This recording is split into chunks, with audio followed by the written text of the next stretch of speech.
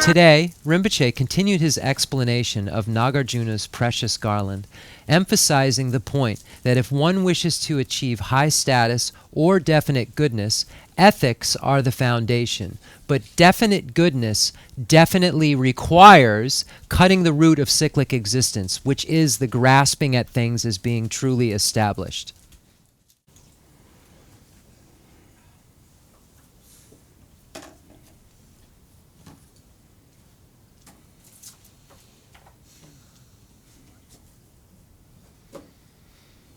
네, 같이 대 오마른 천천왕 같이 주고 레서 주고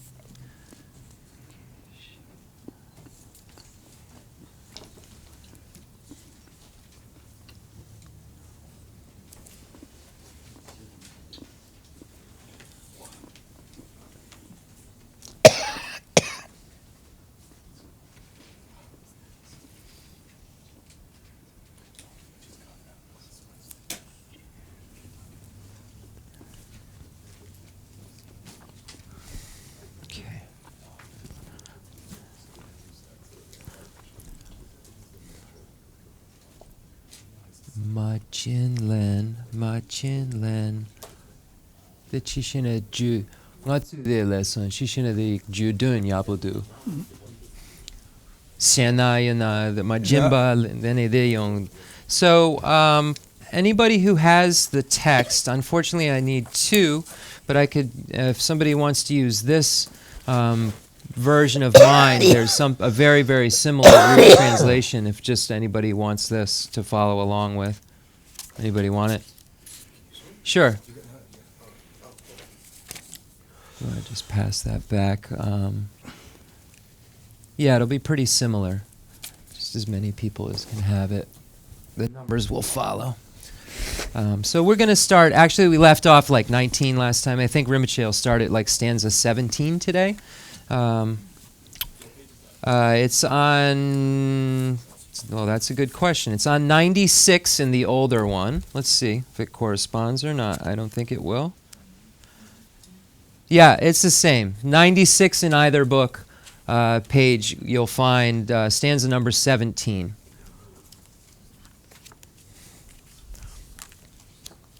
Nene sache pechin the guna nene.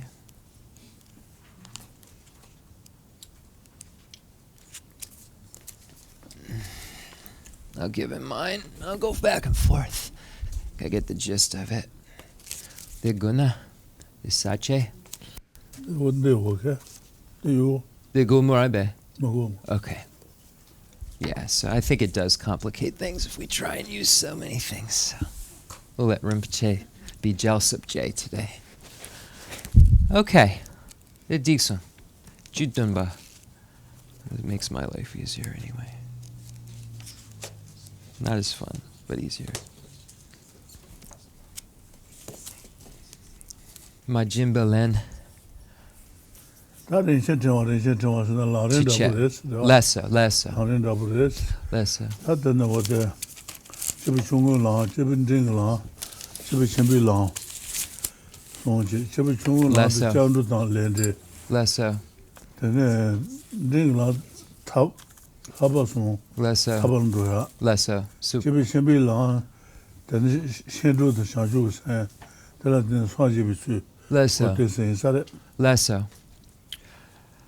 So today we're going to continue the explanation of Master Nagarjuna's precious garland. So we're going to begin, as I said, in the Hopkins one, on page 96, but it's stanza number 17 of the Precious Garland. So that's really what matters. So anyone following along, there's 7 or 8 translations, but anyone who's following along, if you know the stanza number, then you'll know the commentary that relates to it, because some people like different translators' root texts, so you'll know where it's stanza 17 in whichever one you're following. And the Precious Garland is very similar to the way that the Lamrim teachings are presented. So you see, if you've had this presentation of the Lamrim, the teachings for beings of 3 capacities, how it applies to the points that are made in Nagarjuna's text. So the substance or the material that you find when you give an overview of the Lamrim, just as a translator's note. For instance, if you look at the Lama Tsongkhapa's great treatise on the stages of the path to enlightenment, you will find all of these topics presented in their specific order and placement, whereas this might not be as clear where the specific order and placement is in terms of graduated stages, but the information is the same, and if you use them in union, you can really benefit in both ways. You can see how the larger information is summarized, and then you can see what the summarized information really means in the larger. So it really is helpful to utilize both shorter texts and larger texts, because then you get familiar with how things are abbreviated, and you'll have an easier time when you look at a 13 stanza text that gives an overview of everything Buddha ever taught. You'll see how that could work if you start to work within the different categories, the stages of the path, and then applying them to some of the more complicated, shorter root texts. So the teachings for beings of 3 capacities state that all of Lord Buddha's teachings can be presented into and be put into 3 categories and summarized in that way. So they were called, he presented as the teachings for beings of 3 capacities. The first category of teachings showed how a practitioner was able to achieve higher realm rebirth in their next lives, how to achieve humans, demigods, and gods' rebirths within cyclic existence in future lives. So the Buddha gave teachings on how to do that, said that by going for refuge to the Buddha, the Dharma, and the Sangha, and engaging in ethical behavior that abandons the 10 non-virtuous activities, and acknowledging when you have wavered in relation to those non-virtuous activities, so being mindful when you've made a mistake, that you have made a mistake, confronting it. And if you engage in those behaviors, the Buddha stated you would be creating the causes for higher realm rebirth. And these are called the teachings shared in common with beings of small capacity. The next set of teachings were for beings who wish to be completely liberated and wish to be out of cyclic existence altogether. And these teachings, the Buddha said, required the practitioner to engage in the 3 highest higher trainings. The highest higher training in ethics, concentration, and wisdom, and in dependence upon those practices. The Buddha stated that one could be freed from cyclic existence, but stated that those practices were a requirement to do so. And then the final set of teachings were called the teachings for beings of great capacity, and these were for practitioners who wish to become a Buddha. These practitioners practice all the other mentioned teachings and then combine them with what is called bodhicitta, the mind that aspires to enlightenment, and then the practice of the 6 perfections. So you see, this first chapter is referring to actually the small, medium, and great scope. If you look at high status and definite goodness, when you look at what those 2 categories are referring to, high status is referring to higher realm rebirth, within cyclic existence, and definite goodness, sometimes translated certain goodness, refers to liberation. So you could say categorically that high status would be achieved by the teachings shared in common with beings of small capacity, and definite goodness achieved by practicing the teachings shared in common with beings of medium capacity, if one wished to achieve just individual liberation, the definite goodness, which is individual liberation, and the teachings for beings of great capacity, if he or she wished to achieve the definite goodness, that is Buddhahood. So that's the relation. that you find between these two. The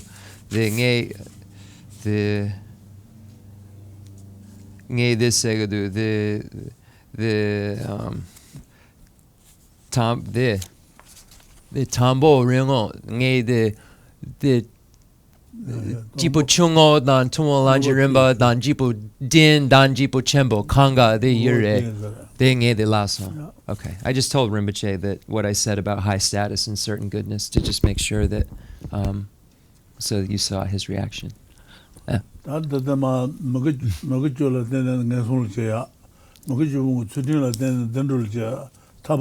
Lessor.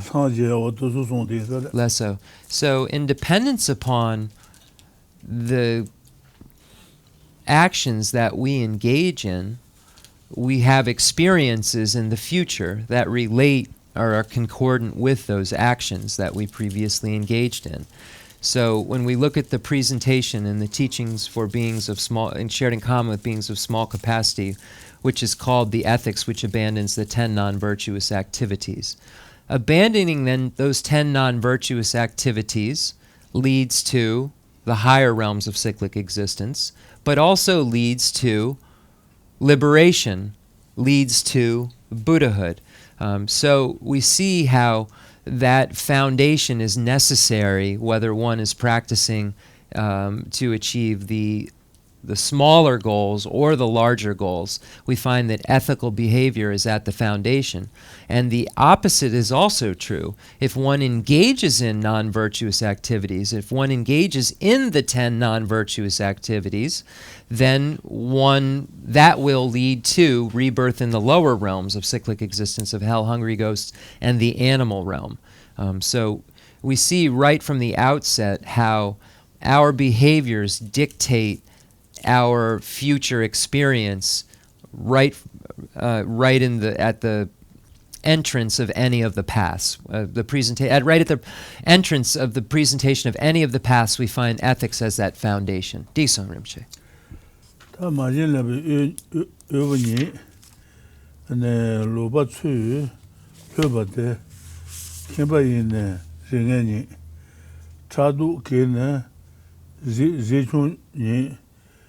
True Kadu Nabani, Kila Mad Lambani, many London driven there, Kunji, Tombo, Gando, Maga, Shesha Tadaki, Nami Drabagayba, Gawat Tana, Tajila, Devitan Dudin John, Devitan Dudin, the shot down Shadan, the moon down. The cha dan shadan tamu dan te ji le ne magawa ma cha shadan tamu me te ji le ne gawa yin gawa le du ngen gun te ji ngen du thang ji do te le gele de du thang ji da chawa gun du de wa da yi dan le dan nga gi ne mege kun le do sha shin gela ta do ju sha wa de ne chue na song du xie chue ne nye wa yi da da tun ro ta le na du shin la da me na da to de be jese jeba to Sanden Seme Zumene Chansu Dewa Nuashe Tetra Moto Chundetan Tejebo Dudubo. Okay, disco. Yeah. Then the Tombo. The Jibu Chungo Dandrar. Yeah. Rebe. Okay. All right, so Rinpoche started at stanza 17. And it's just a carryover. Anyone who wasn't here last week, you could just catch up reading it kind of quickly. And it basically just shows cause and effect, how engaging in this causes that in the future. And it doesn't mean like immediately. It doesn't, just as the translators know, Buddhism is always talking about the perspective of many lifetimes. So when it says from this comes that, that could be 10 lifetimes from now. It's not, Buddhism's never measuring it in terms of this little tiny blip on the radar of a lifetime. It's always measuring it in terms of this pathway that's leading to the final goal of Buddhahood. And it's always presenting in terms of lifetimes that it takes to get there, as opposed to days, weeks, months, or years. It's just important when you see through not giving comes poverty, because you can see many generous people who are poor and say, well, why is that? They're generous. How could they be poor? And it means that, well, they're poor because in a previous lifetime they were miserly, and they're experiencing that fruit. And now they're being generous, so later on at some point they're going to experience the fruit of that, which will be being rich or having the things you need. So it's not in terms of this 1 minute later, because the West has this kind of idea of like, okay, if I do this, then I need to see a result tomorrow. And karma is very, very big and very long. Through not giving comes poverty, through wrong livelihood, deception. Through arrogance, a bad lineage. Through jealousy, little beauty. A bad color comes through anger, stupidity from not questioning the wise. These are the effects for humans, but prior to all is a bad transmigration. So it's saying that all of these negative actions all of these negative results that one can have within the human realm are caused by this, but these things also cause the lower realms of cyclic existence. It's saying we're just presenting why you're experiencing things in the human realm right now, but not saying that these negativities won't cause something worse in other realms. It's saying that this is why you're experiencing it at nows. A bad color comes through anger, stupidity from not questioning the wise. And this is important to clarifier Rinpoche made. When you have someone who is a scholar in front of you, this stupidity is not asking them a question you need to know the answer to, because you have the wise there, and you're not taking advantage of the opportunity that you may never have again. So it's saying that ignorance is the ignorance that makes you not, when you're with someone who's a scholar, learn everything you can. So that's really what this means. These are the effects for humans, but prior to all is a bad transmigration. So when you act in these ways, if you're arrogant or you have a wrong way of living or you're jealous, first it's going to cause lower realm rebirths. This is talking, it's a long story, but this is talking about completing karma. There's throwing karma and there's completing karma. Throwing karma throws you into a realm. Completing karma makes the details within it. So this is talking about the completing karma, which is filling in the details of a human existence and why. But this karma also could be a throwing karma, which causes hell. So just to be clear that, hey, if I'm just deceive people, I can still be a human, I just will be poor. Or I just, you know what I'm trying to say. I can engage in wrong livelihood, but people will deceive me. That's not what it means. It means that this is what happens as a human, but these things usually cause throwing karma into a lower realm altogether. But prior to all is a bad transmigration. So it's saying before all that happens, you're going to get a lower realm rebirth. Opposite to the well-known fruits of these non-virtues is the arising of effects caused by all the virtues. Desire, hatred, ignorance, and the actions they generate are non-virtues. Non-desire, non-hatred, non-ignorance, and the actions they generate are virtues. From non-virtue come all sufferings, and likewise all bad transmigrations. From virtues, all happy transmigration, and the pleasure of all lives. So it's talking about throwing and completing karma right there. The transmigrations are the throwing, like the birth you're taking, and then the pleasures of all lives are the completing karma within those lifetimes. Desisting from all non-virtues and always engaging in virtues with body, speech, and mind. These are called the three forms of practice. Through these practices, one is freed from becoming a hell being, hungry ghost, or animal. Reborn as a human or a god, one gains extensive happiness, fortune, and dominion through the concentrations, immeasurables, and formlessnesses. One experiences the bliss of Brahma, and so forth. Thus, in brief, are the practices for high status and their fruits. Diksa. Nishu Sangha. Yeah. Ngadi leg. Nishu San. Yeah.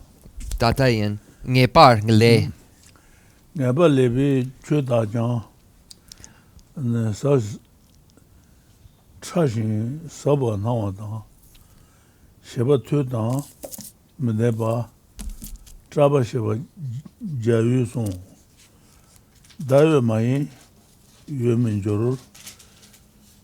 Da ge yue mi menjo she sheba da ne tetar tra.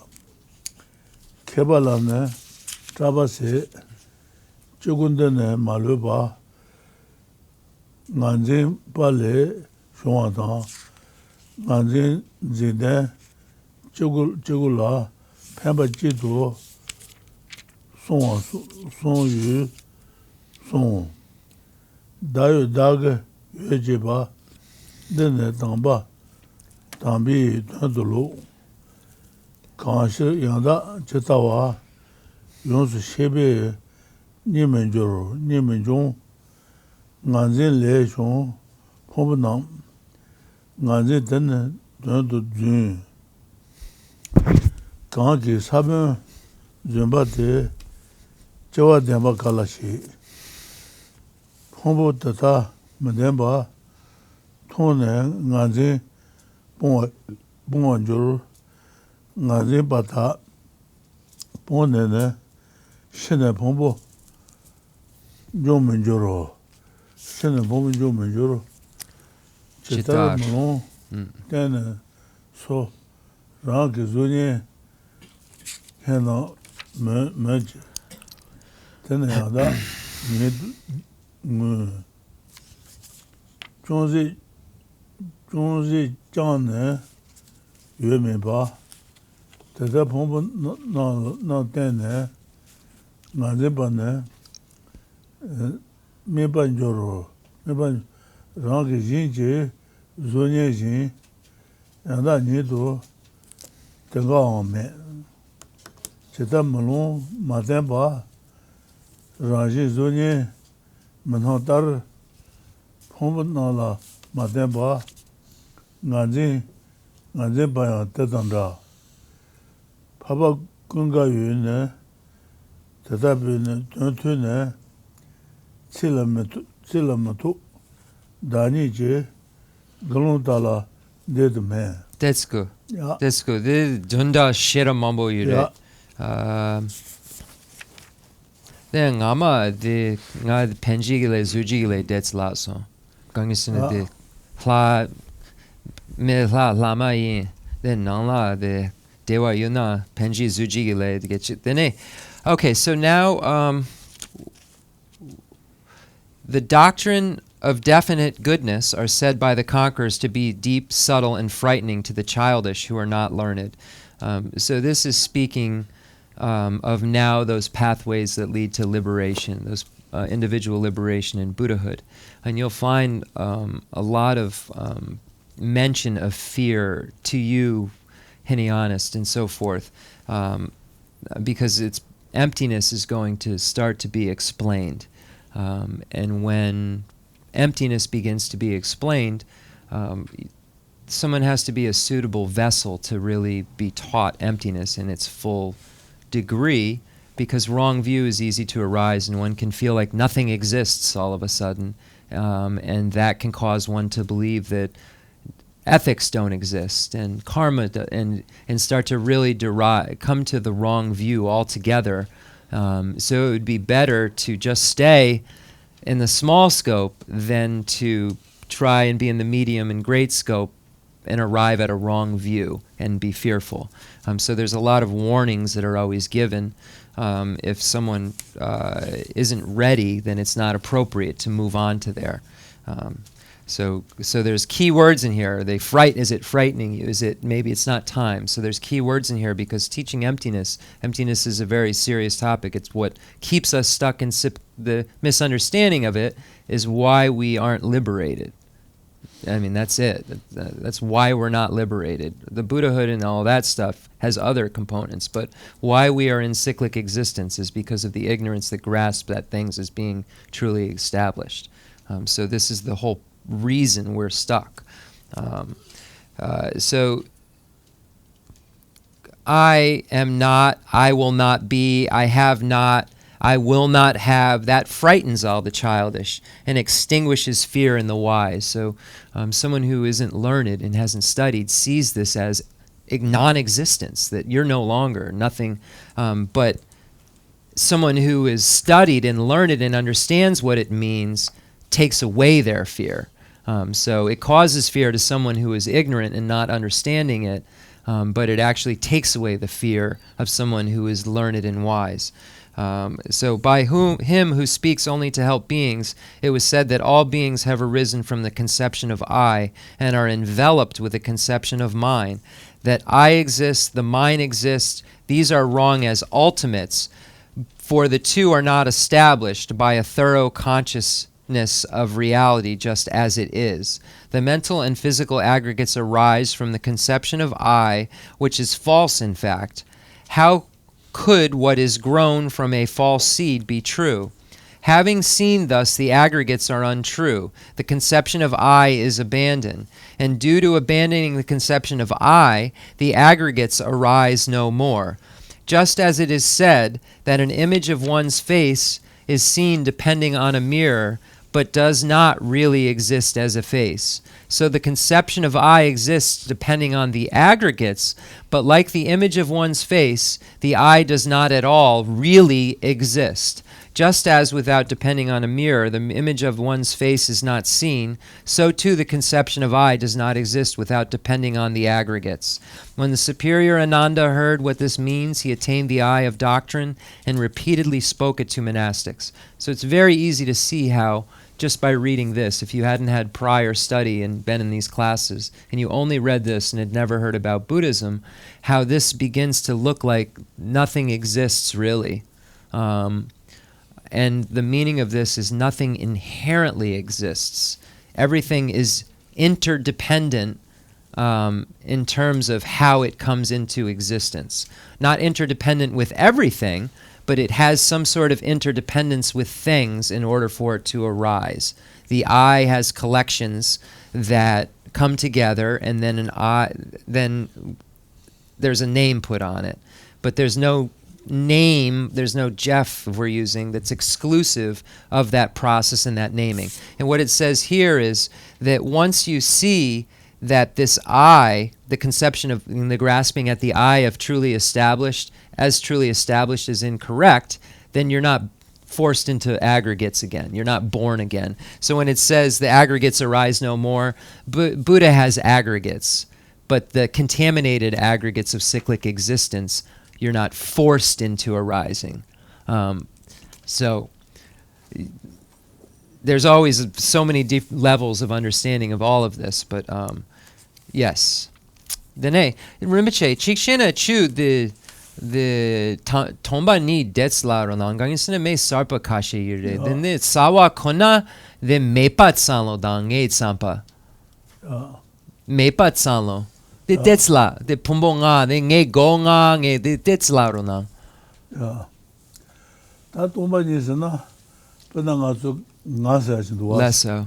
Nga de pumbonga tsubala tune yoro. Ma de ba nga de yo marwa. Tune troba tel tende la res tende. Lessor. Tende troba, tende yin ta tene pumbola ma de ba nga de yo maris. Lessor. But Tomba ni zo tel chung waris. Lessor. Dene the they don't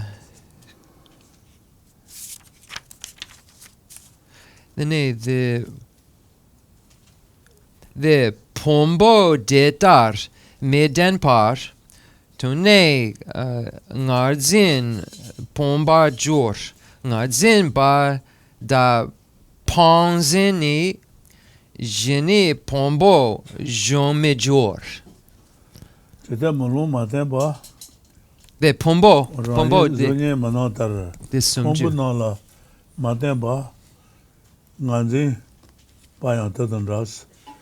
Tene pombo la tune nganzi chigares. Pombo la matubi nganzi chigares mares. Ale. Tatan ras. Papa kunga yune. Yene the trua. Ya. The jewa yomare the Pombo tata maten ba. Pombo demba droba demba madruba la koji. Pombo tata maten ba. Tone nganzi pongwa jorus. Pombo demba madruba tongsuna nganzi lino nukro da. Pongwa joro. Nganzi pata pongne ne shene pombo nganzi pongsuna ane kuyo pombo yungo ma the res. penji le. Penji le Kora yungo ma res. punji le. Kora punji le. Tala kuyo pombo yungo ma res. Okay, tuche. Detsko. So I asked Rinpoche just to explain emptiness a little bit and explain the throwing karma a little bit in relation to it a little bit. So what does emptiness mean? So what this is all talking about, where it says that it makes a lot of negative statements. I am not. I will not be. I have not. I will not have. So what does that mean? So Rinpoche gave the example of the I itself. So thinking of Jeff. So I'm going to use the word Jeff because it's harder to use I and easier to use Jeff. So I think of, when I think of I think of Jeff first. I don't think of I think of Jeff. Okay, so what is this Jeff? So Buddhism says that there isn't some truly existent Jeff that's singular, that has some permanence and partless nature. So Buddhism, according to Buddhism, Jeff is empty. What does that mean? Does that mean Jeff doesn't exist? Absolutely not. What it means is that Jeff exists in a way that's different than the way that we normally think that he does. So here there are a collection of things that come together that then are named as Jeff, or I think is Jeff. So there's some legs, there's some form parts like hands and body and skin, and then there's consciousness, and then within that consciousness there's things that help me discriminate different things from other things. So there are all these parts and aggregates that kind of have to be together in order for Jeff to be here. So they all come together, and then this collection of parts then serve as what's called a suitable basis of designation. So then this collection of parts are suitable to be called Jeff. Why? Because Jeff's a human's name, and that's a suitable name to call a person. And am I a person? Well, I'm a person because a person is defined as a being imputed on any among the 5 aggregates. I have 5 aggregates, so I'm a person. So what Buddhism's saying is that collection coming together serves as a suitable basis to be called Jeff. So then a name is designated on Jeff, and then there is Jeff. But there is no inherently existent Jeff, or I, that is findable outside of that interdependence. So Jeff is merely a collection of parts that are then named. So when that collection of parts ceases that are named Jeff, there still is a consciousness, according to Buddhism, that carries on. And that is the continuum that stores all of our virtue and non-virtue, that allows us to have our next experiences. But the thing that was suitable to be called Jeff has disintegrated, is no more, because when you die, you you're no longer. Your body disintegrates. And what was said, you can't say there's some invisible thing floating in the air that's now Jeff. No, there's something else there that's carrying on. Jeff was just named on all of these parts that were made by some previous karma. And that karma lost its potency to be able to produce this collection.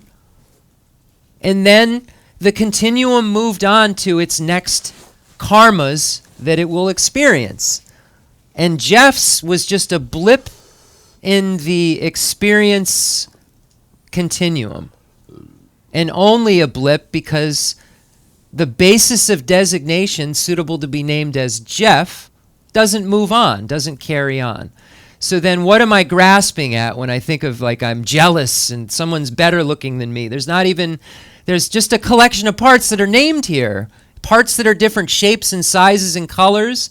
And then what is good? Who defines what is good, what is bad? So that is what emptiness is about. How can you say something inherently is this or that when it isn't even inherently existent at all? So then how can you give something that you state isn't inherently existent from its own side, inherently existent qualities? So that's why emptiness removes ignorance, because it allows you to rationally encounter the world, basically. And when you're irrational, you get jealous and angry and attached and, and all those things. But if you're rational, then you realize these are realities, and that allows you not to behave badly, really, is really what it boils down to. So emptiness is only saying that your eye sees something solid there that you cling to as just Jeff, but there's a whole collection there and a whole bunch of different things that are just suitable to be called Jeff. But is Jeff sitting there? Absolutely 100% conventionally. So conventionally, Jeff exists, but ultimately, Jeff exists in dependence upon a collection. Jeff dependently originates. So that's my only existence, is dependent origination. Collections coming together that can be named, and very simple things would have to happen, and I could get, like, physically, just you could think about variables, like where I would get a new nickname and I'd become that name from then on. Like, like if I had a patch on my eye, oh, Pirate Jeff's here now. And like everybody would think I was, you know what I'm trying to say? And then everybody would think of me as something different because one part was changed and now everyone's clinging it as this or that. So that's how we grasp at reality. Think about what would happen if I suddenly can't, like, and maybe the hat too, a sword, like maybe I was just at like I don't know. Anyway. So Rinpoche said that when we look at throwing karma and completing karma, the throwing karma is the most potent karma when we pass away that's present, and that throws us into whatever realm we're going to be in, and we take that shape even in the bardo, in the intermediate state. And then the completing karma is the next most powerful thing, that once we land in our rebirth, it puts the picture together. Oh, you're going to be poor, you're going to be beautiful, you're going to be this, you're going to be that. And you say, well, what does beautiful really mean? Whatever that society says it is at that moment that you have to live in, So if you're born into somewhere that, over time, beauty has been gauged in different ways. So think about, like, you could have good karma and be born in this era, but if you were born the exact same way in another era, you would be considered not as attractive or something. So think about all those things, and emptiness starts to really, really make sense why it's important. This self-pochaso. Ngay sampo nga self-pochaso. Nga gicheshe dene det self-pochaso. Tuchena. I think I just actually learned more through that process. I was just telling him than anybody maybe here. It just something clicked about. Anyway. Diso. Tuche. That's a good question. I keep stopping him. Hold on one second. Where did I read to? I'm sorry. You read to... I just stopped at Ananda. I haven't read further, right? As long as the aggregates are conceived. I stopped at 34. We're good. I asked Rinpoche to explain emptiness. I read to where he stopped, and then I asked him to explain emptiness and a little bit about throwing and completing karma. Okay. Okay, you actually. Well, So we're. You actually stopped before though, at 20 at the beginning of 25, because you read through to. I didn't read the emptiness stuff. You explained it. You didn't read. You didn't read past 24. The I and the mind. Okay. Yeah, the doctrines of definite goodness. Yeah. I am not. I will not be. I have not. I didn't read any of that. Yeah, you read that through. I did. I read the whole section up to Ananda, I believe. I'll read it again really fast, just in case. But I'm 99.8%. But there is that point too.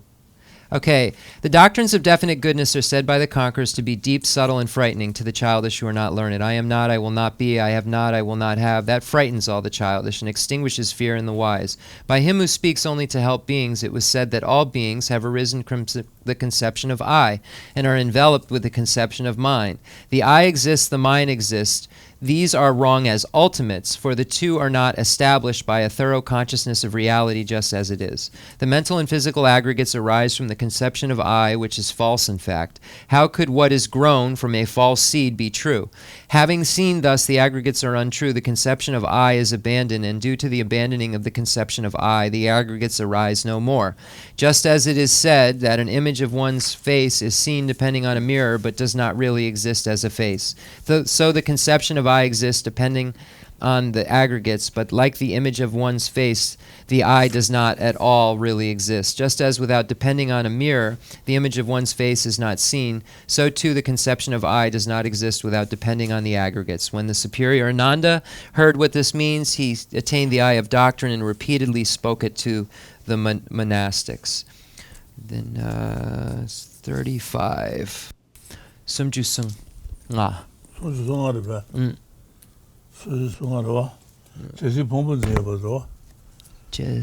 go. Dadayin.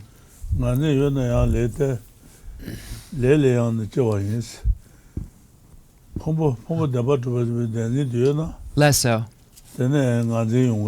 That's good. As long as the aggregates are conceived, so long thereby does the conception of I exist. Further, when the conception of I exists, there is action, and from it there also is birth. So our contaminated rebirth is caused at the root by the misconception of the I, the belief that the I is truly established. The I is not truly established because it dependently originates. If it dependently originates, it's empty. If it's empty, it's not truly established. So that's how you would logically look at it. And in a syllogism, you would say that the I, the subject I, is not truly established. That's the thesis about it. And then the reason is because it dependently originates. So in Western philosophy, they use syllogisms a lot. Subject, thesis, reason. And that's how you would look at it with a syllogism. Dixon. Sumjusung Dru. 36. 36 ro. 36. The Dayu Mayan Yomejor. Dayu Mayan Yome. Dayu Mayan. That's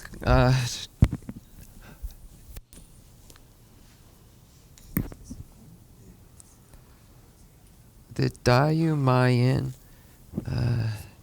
36. 30. Let's go. Did we move pages? Let's go, Ramche.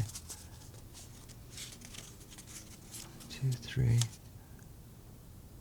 30. Go on. Let's go. Sorry. Oh, my bad.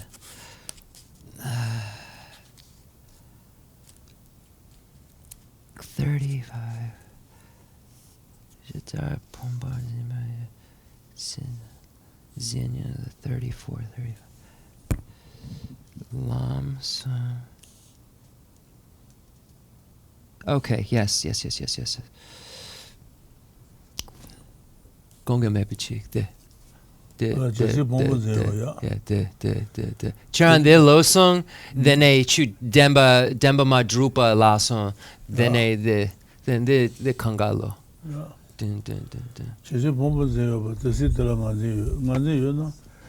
Sorry, I never look at Tibetan numbers ever. So I'm decoding it.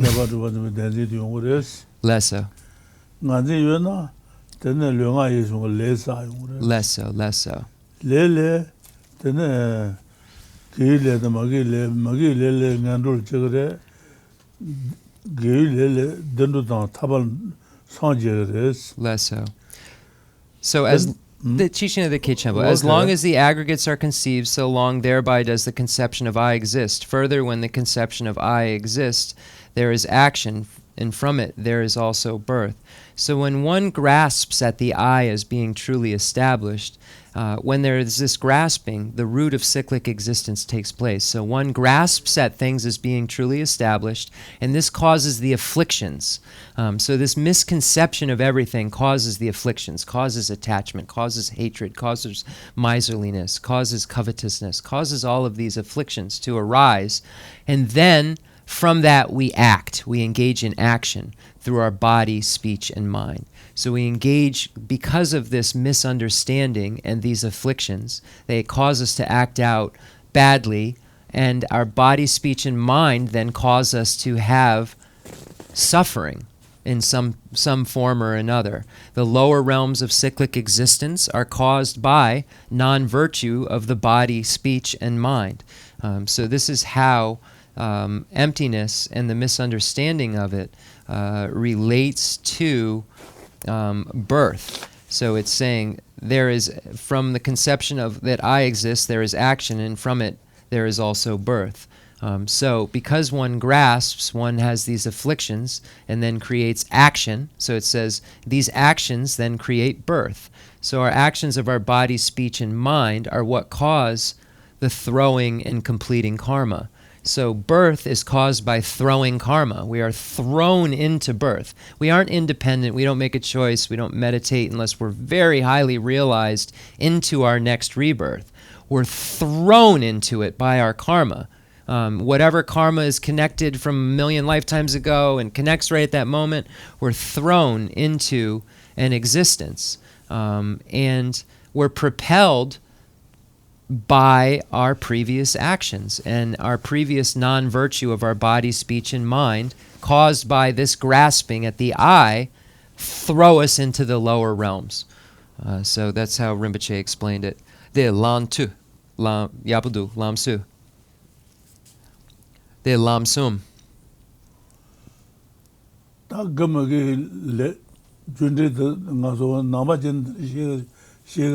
Lesso. So we find this idea of virtue and non-virtue connected to our future experiences in both Buddhism and the Christian tradition. So Christianity and Buddhism both agree in ethical behavior. So what does science say, though, about ethics? He's just throwing a question out there, like because science is always brought into the discussion in Buddhism. Because science is something which is another logical tradition. So what would science say these variances of behaviors create? Every action has a consequence of some sort. So what are these actions? What do they create? What would science say? This sort of action of what does it create? So anyway, that's what Rinpoche is asking. The Lam Sum. Ta Lam Sum to ta yu me ba. Ku jin ku ngam me. Jin ku da bo pan sun je, ju jin den ko an ju ros. Le nga ye sung ge le la den ko al ko re sung de mar ba. Bless her. With these three pathways mutually causing each other without a beginning, middle, or end, this wheel of cyclic existence turns like the wheel of a firebrand. The three pathways, they're speaking of our body, speech, and mind. These are the things that cause the road to our future. Our body, speech, and mind, and the actions that we create with those things drive us That's what path is. Path is in Tibetan is road. It's a road, literally. The road word for road and the path and the spiritual is the same thing. It's just the road that leads. So our non-virtuous speech, action of our body and our mind is a road to suffering. Virtuous body, speech, and mind is the road to happiness. So when it says these three pathways, it's speaking of our gateways of our body, speech, and mind. Nene?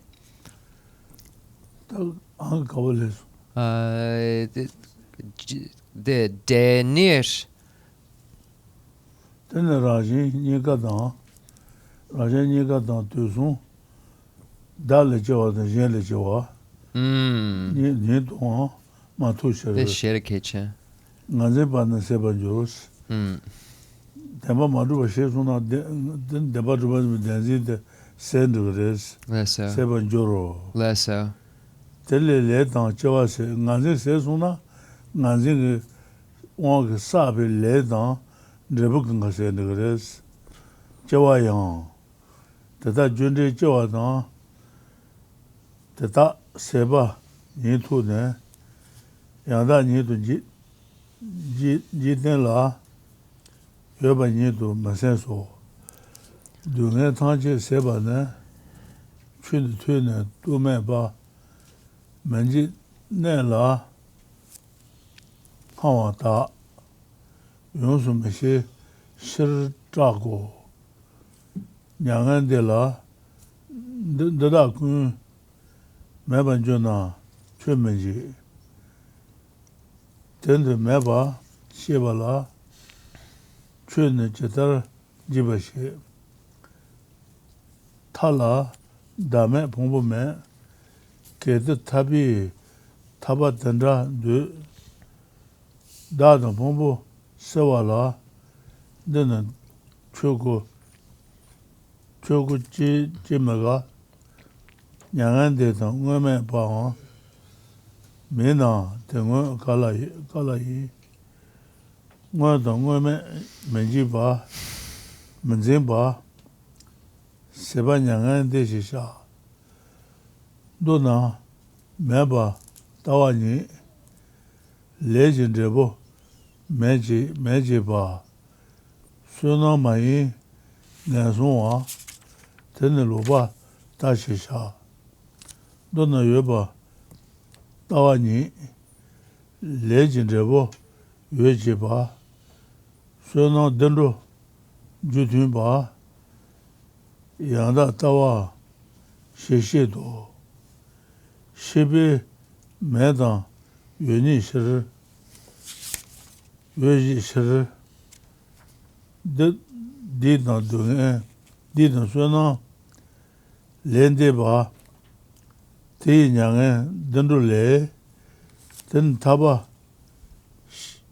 Tambeshi Jawa Judan, Che Tong Yu, Meba Nile, Debayin, Goba Judan. Chetobe, Yoba Nidon, Kimene, Yoba Nidon, Kimene. That's good. That's good. They yabudu. They kale true dan lenja. Gang sena they mo. Yeah, they yabudu rimche. They kale. Gang sena this shit a mumble keche yore. Then this shit a yabudu. Damayan, Shemayan, Nikamayan, Mepa, they yabudu. Ju Mepa, this shit a yabudu. Okay. Let's see. As long as the aggregates are conceived, so long thereby does the conception of I exist. Further, when the conception of I exists, there is action, and from it there also is birth.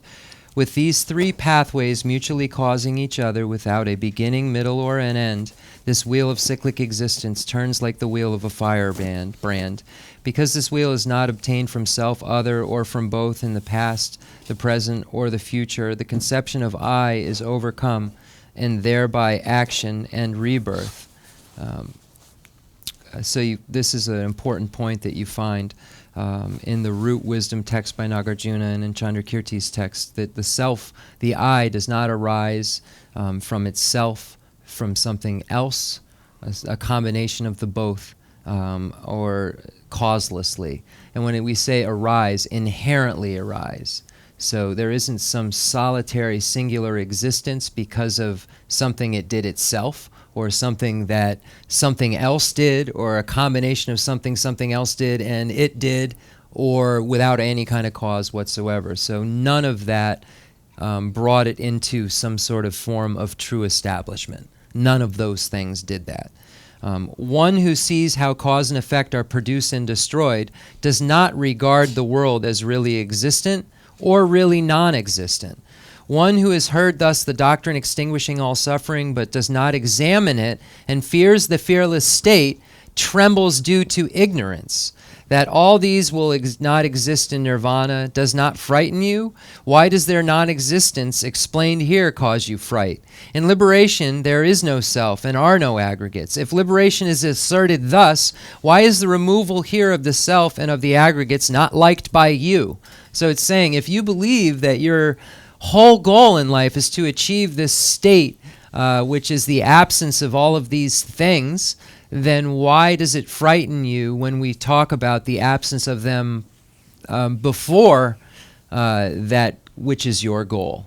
So it's something like that. Your whole goal of your whole practice is aimed at the absence of these things. So why, when we speak of them now, is it so frightening? So that's basically what it's saying.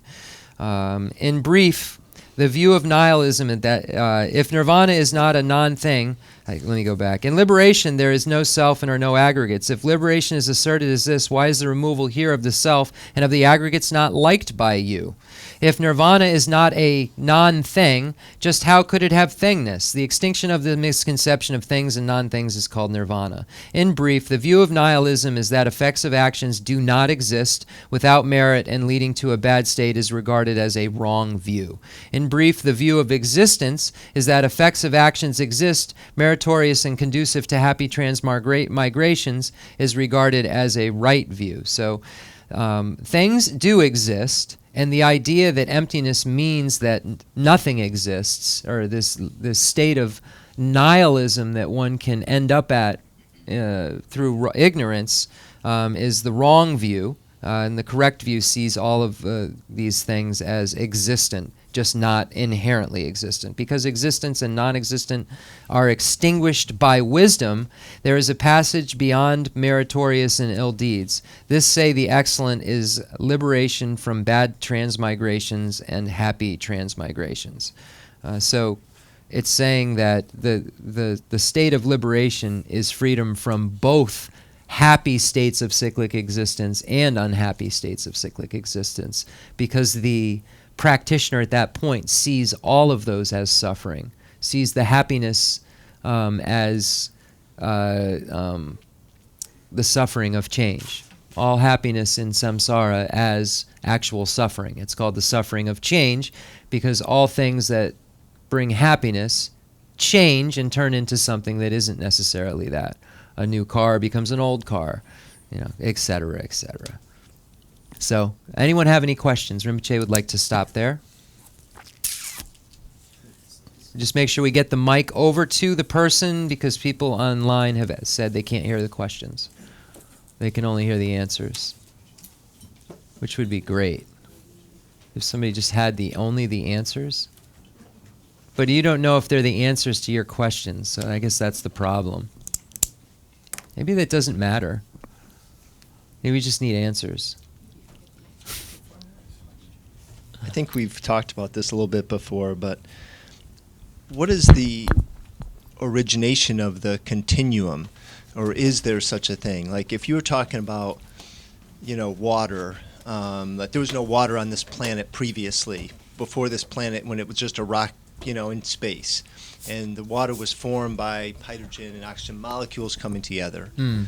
So there was no previous water that that led to the water here now.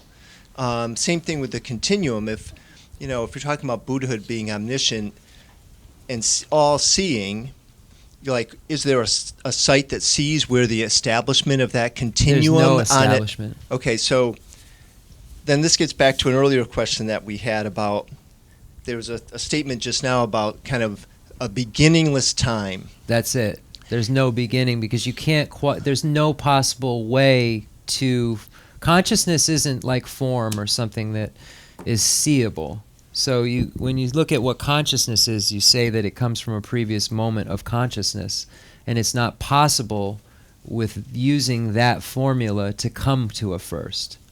Because you can never have non-consciousness causing consciousness. It has to be something concordant with consciousness. It has to be something that consciousness, it has to arise from consciousness. So it had to be given from a being, which has all kinds of logical consequences, or that it's beginningless in some way that's not establishable by logic. Okay. Then They call it tuma, the jewa tumo mayimba, the sanje nam chenyen, the sanje tambo da tugudu, tambo yomare, tambo yuribe, the sheba, the keiji tambo yuribe. There is no first moment of consciousness. Okay. There's only a previous. The keiji tambo giju ngama sheba ngama. Sheba tuma mebares. The tuma mepa. Sheba. Nge de lapson.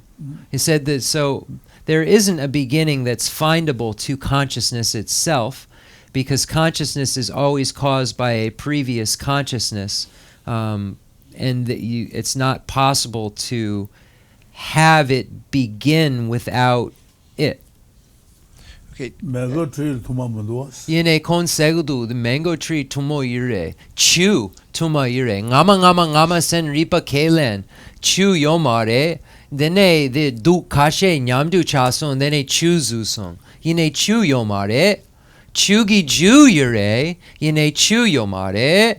Dene the Jew nyamdu chason, dene chu yure, dene the ngama chu yomare chu mepa, dene the ka Jew dandre nyamdu chason, then chu yure, tambo yure, chu tambo yure, the mango tree tambo yure, gangin sena the ngamo. The mango sopun yomare, mango dan drar sopun, then the mambo nyamdu chason, then mango tree zunzung. Sen ripa kelen mango tree tambo yure, chu tambo yure, sen ripa de kelengadu.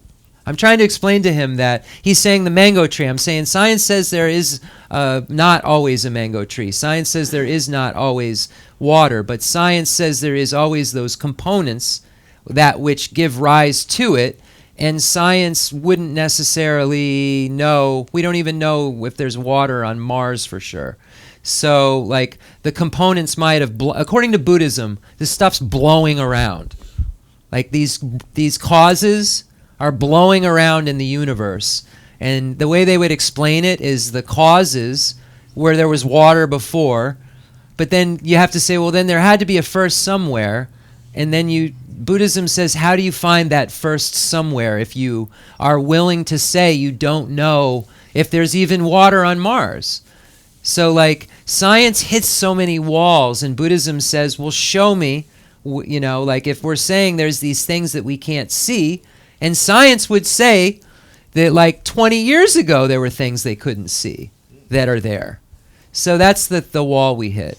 So yeah, Buddhism just says, like, you can't logically come up with anything but a previous or the components that make it up. So, like, you have to, and if the components that make it up there, they came from a previous component that make it up. So it seems like then beg the question, why wouldn't there have been water before if the components were there before?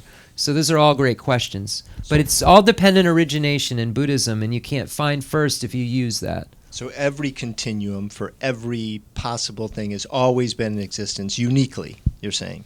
Unique continuum for every possible... No, not a unique continuum. Suitable bases have always been there. There have always been suitable bases to be designated as this or that. Yes, but unique...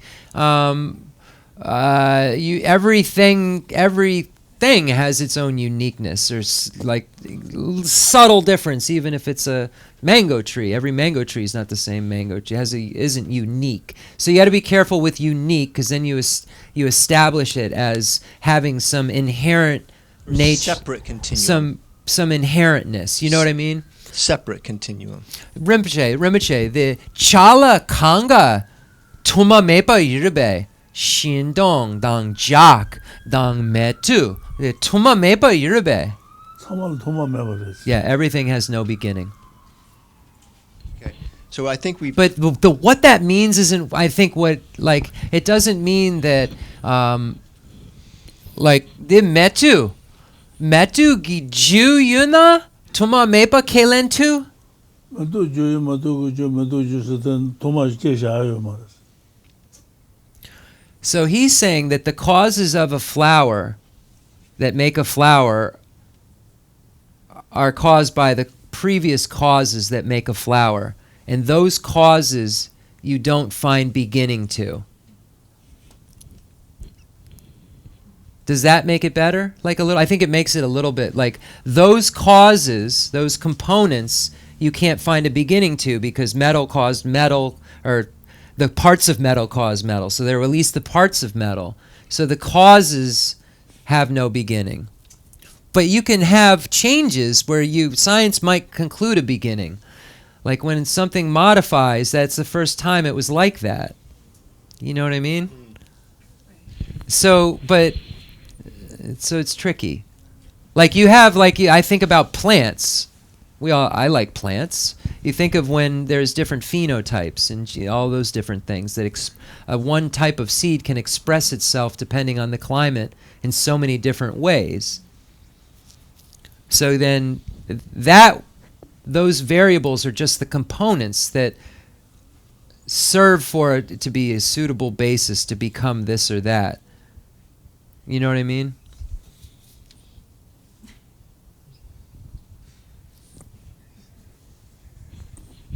It's good food for thought, though. It's not a silly question at all. It's a great question. But you start to think about there is a first start in science to things, like the first time that this particular flower, the phenotype of this flower, produced a white line that looked like a candy cane.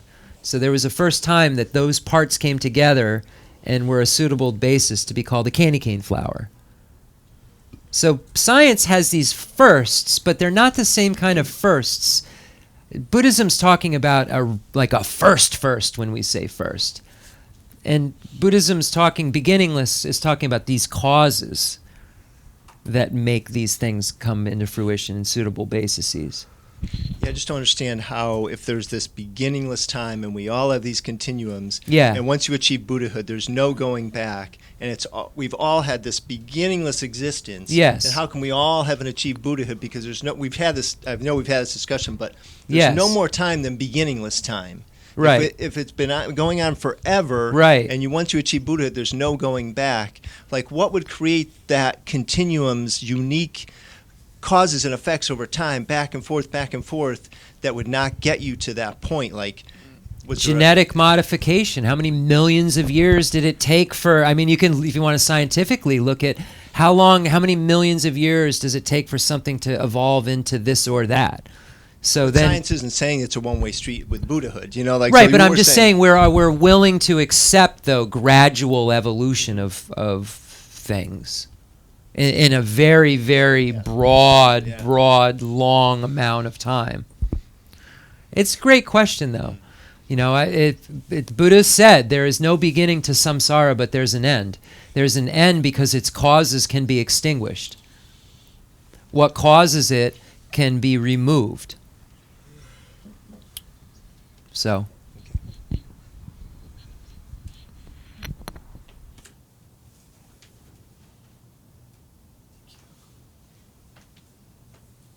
Okay, so I was just curious about where do spirits and ghosts and all that, what realm do they fall under? Great question. Thank you. I'm going to give him a little background of what our background is on the ghost shows and ghost stories, because Rinpoche, the Arila, the Lunyen, the Dana movie, the Mambo, the Tsenripa Dandrar Tetsum, Kelen, the Kamba Nangla, the Hla Dandrar Yure, the Junju spirit, the nangla mambo yure. Khonsu kelen de ngatsu pabadang ama ngama. Sampa. Ngampi chu gari kelen. Ngatsu de kelen gamare gangin sena de bardu. The jiptu jigo the tsa dene the jewa len. Then the nga pabi ama the nga kamba degamare. Khonsu sampa the lo supo dandrar. Then pabadang ama the jewa ragamare.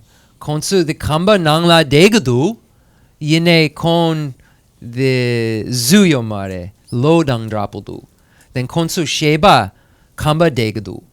Sheba jewa shema drogamare sheba kamba degadu. Then ne nampichu gari kelen gangisana de sansan the nampichu dinjru danla the kamba nangla yure the kashe then the local deity the ngejong dang de lan chunchun the hla chunchun mambo yure pula hla chunchun sheda mambo yure this sacha kanga de la yure chishena chotse hula the hla sum yure then they got it. So this is what I've said so far. I said in the West we have this idea that there are ghosts and spirits in houses sometimes. But we don't say that they're just in a different realm. We sometimes say they're our ancestors. We sometimes say it's my grandfather. It's that is now a ghost in my house. Buddhism would say, no, that's not possible. Every being, when they pass away, takes a birth within 49 days. But there are spirit realms that you can be born into. But they aren't born, it's not what we just talked about. The aggregates and everything that's Jeff disintegrate when death happens. Same thing happens to all beings. Then they take on a birth. If it's a spirit birth, it's the new spirit person. They don't remember Jeff. They are a spirit that believes they're this new spirit that believes just as much as you believe you're Coleman and I believe I'm Jeff.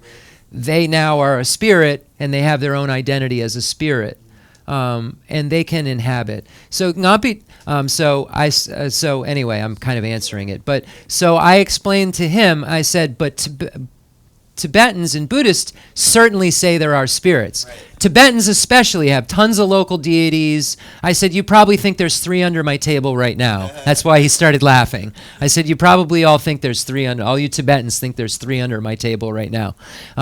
But there's a lot of local deities and things like that. So I'm asking Rinpoche, what are those? What is that? So then they come nala, they guarded Rinpoche. Tetsum. Then the yuna nampichu gari kelen yida lo gare. So Buddhism would say it's possible that they're hungry ghosts. It's possible that they're also a god. Right. Oh. So like because in Buddhism a god is not permanent. We can all become a god and then we die and then become an ant, Have you heard like the Western thing, like if you die, you don't know you're dead? No, so that's nonsense. What we're saying in Buddhism is that you die, and that as soon as your elements dissolve, a non-realized person, it's like as soon as the doctors think you're dead, it's for someone who's not like a Rinpoche or realized, you pretty much are. A highly realized meditator can actually stay alive subtly for like the most I've seen, maybe Ling Rinpoche, 13 days, I think Ling Rinpoche stayed in meditation. But then that's for like a highly realized being. But normal beings pass away, the elements dissolve, consciousness leaves like when the doctors say they're dead pretty much. And then they're in a new identity altogether and don't remember anything about the past identity. Buddhism states that emphatically. Really? Buddhism says there are stories where someone meditated as themselves as Yamantaka their whole life, but were really bad people.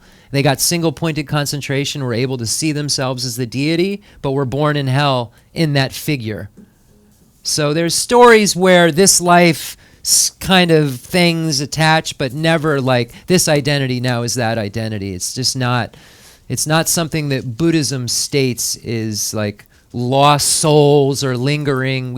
Buddhism doesn't have that. So either God or hungry ghost. There's no like Hungry medium. ghost, God. There's Nagas. The debate courtyard is full of, is a Naga a ghost or an animal? I don't know. Yeah. You could debate it too. I think the Dalai Lama said something about there being like a certain number of types of spirit. I don't know. I was just curious because it's part of our culture, I guess you could say. Yeah, it's You know? definitely. We have shows on every Yeah. single day about it. I've- Buddhism YouTube would and say stuff. that their mediums and all of those types of things that are saying there is your grandfather's in the house are misinterpreting it 100%. Right. Buddhism would say that there can be spirits in the house, but if you're saying that it's your grandmother and she wasn't a big meditator and it's past 49 days, it's impossible that they haven't taken on another birth. And you think about it, that's what you'd want compassionately. You want some lost soul lingering around no, it's compassionate. Like sometimes people want to connect to their loved ones and see mediums, but why would you want your loved one to be stuck? You would want them to take on their next part of their journey. I just had this discussion with someone who went to a medium, so that's why it's very fresh on my tongue right now. Okay. But yes, and that's not to say that there aren't angels like that are helping, but like all Buddhas, like Rinpoche would like that's a Buddha. That's someone who's really realized that can emanate bodies and things like that. So. Okay. That's also possible. So that's the Huge next topic, possibility. Like angels and demons and all that. Then a chik shena, then a sipa she mi sipi sheja yomar sipa chik shena shanchu semba hla. Yida dindru chik shena shanchu semba hla mayin mumboku. Yeah, could be many things. Okay. I just told them like the possibilities I gave. Further. Yeah, bodhisattvas could be nagas. Angels. It could be. Yeah, Oh, but cool. the angel we would say is a bodhisattva. If something like Buddhism, I've seen bodhisattva translated as angel before. They have wings? Geshe Michael Roach translated as bodhisattva as angel. Wings? Maybe. Sure, Padmasambhava could fly, but it's just all like Yeah. they could, Leave it. sure. A Buddha can look and do like anything he or she wants, Yeah. emanate a body for every human. So sure, they could probably put wings on. Okay. But they wouldn't need a wing to fly. That's all in our, you know what I mean? Culture too, right? Yeah. Okay. Well, thanks, Tim. According to Buddhism, when someone is ready to, like when we talk about Tantrayana, we talk about the completion stage practices where you see the union of male and female and so forth. The sages say that when someone is at the level to do that practice, they can fly, burrow through the ground like an animal, breathe underwater, and put their hand out and make an apple fly into their hand from a tree and then throw it on and put it back to grow. That's the kind of power. And then you see Westerners like, all right, I've been a Buddhist like 3 weeks, I'm going to be doing that. So there's a lot of magical and mysticism in Buddhism too, but it's always related to highly realized beings and people who have transcended ordinary reality and realized that there is no barrier here. It's just form, like that kind of thing, like the Matrix kind of stuff. The Matrix is very similar to what a bodhisattva can do.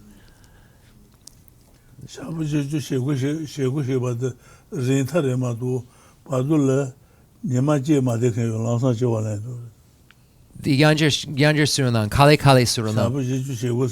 Oh, Shibji Shib. Rinta. Padule Kama Kashi didn't Chivaland Kashi Diba Shechiwata, Gawa Shechiwata, So Rinpoche said that it isn't the norm for a being to even stay in the intermediate state. The norm is that a very strong karma arises and then they're reborn. Rinpoche said for even a couple of days a being to stay in the bardo or the intermediate state would be extremely rare. Said it's almost immediate after death that the causes and effects and the throwing and completing karmas all just cause an experience. So the duration in the bardo is possible up to 49 days, but no more than 49 days. Usually not many days, if any. Sometimes death, there's instantaneous birth. If the karma is strong enough, there's instantaneous hell, where you literally, your elements dissolve, you're dead and you're in hell. There's no moment. So, the Lamrim nang la, the nyawa de yure, the baru cheka nyawa yure, kg. Yeah. The Nandru Lajang de yure. Nandru Lajang e losong e sheda shegadu. The Dawa Ritu, the Nandru Lajang, the Nepa Jongwa. The sheda yon nejum pusu sheda yondu. Okay, I was saying that the text Liberation in the Palm of Your Hand by Pabunka Rinpoche is really, when you read the sections on karma, and it really is so believable, and you start to really get scared when you're reading it, and you have what's called, I said, and then I got renunciation, and then I joked, I said sugarcane renunciation. It's the kind you get. Sugarcane renunciation is sweet on the outside, but hollow on the inside. It's the kind you get when tragedy strikes and you're like, that's it. I'm giving up material things and this life is not da-da-da-da-da. And then 4 days later, it all seems fancy again. That's sugarcane renunciation. I've done that a lot. The story of the person who read the book on Milarepa, the Rinpoche, the Loju, the Milarepa, the Becha Loson, Dene Kon, the Chala Kanga, Teso. So there's a story of Milarepa is a sage who gave up everything and became a Buddha in one lifetime. And there's a story of a Tibetan who read his story and just became enthralled and said, I have renunciation. I'm going to give up everything. I'm going to the mountains. He gave all his items to people in the town away. He even gave his house to people in town.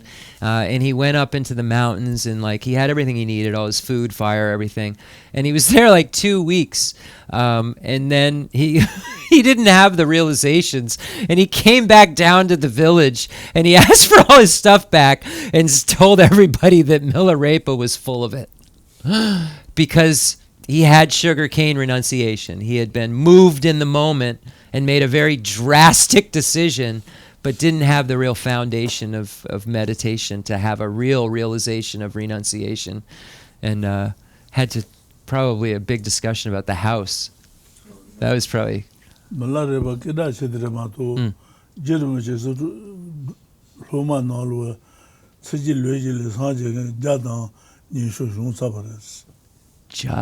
Nishu. The J. Rinpoche. The Lomu Kusu.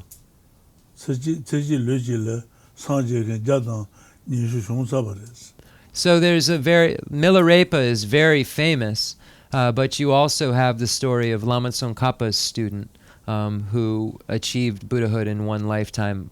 The Kon Sengare. The J. Rinpoche Getru, Su.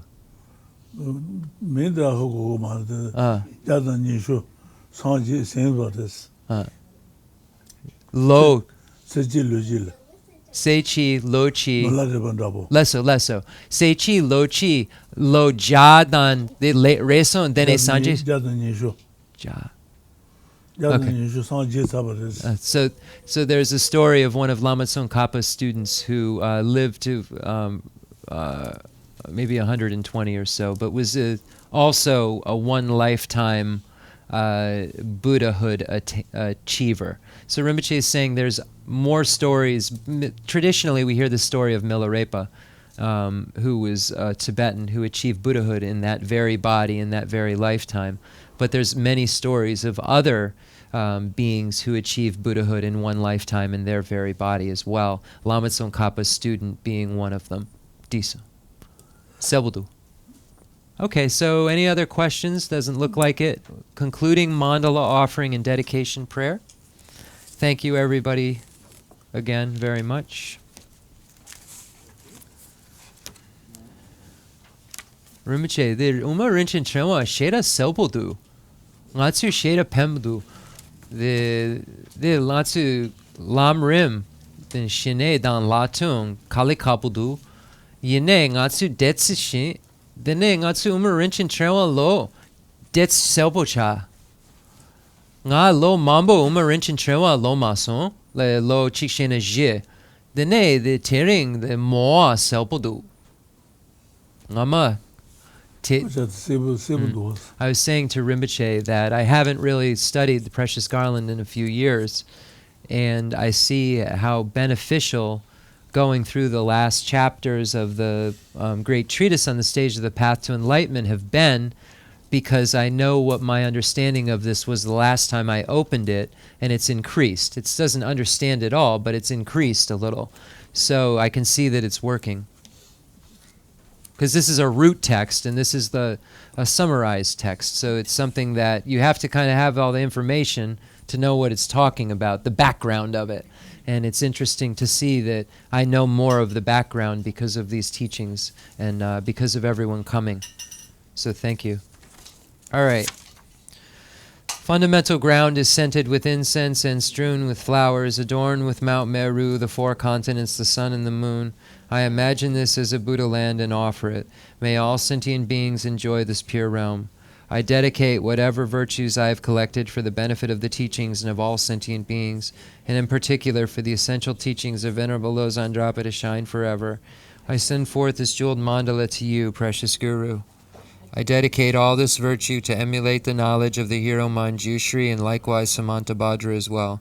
With whatever dedication is praised as supreme by all the conquerors who traverse the 3 times, I also dedicate all my roots of virtue for the sake of auspicious deeds. In that pure land surrounded by snowy mountains, you are the source of all benefit and happiness. All-powerful Avalokiteshvara Tenzin Gyatso, may you stay until samsara's end. I pray for the long life of the precious Khensur Wandak, upholder of scriptural and realizational doctrines, the spiritual friend who trained extensively in the 5 great philosophical texts, with exceptional wisdom and perseverance. Tuji Rinpoche Guzi Shapi Denunang, Mansu Umurin Chenmo Kongan Chironang.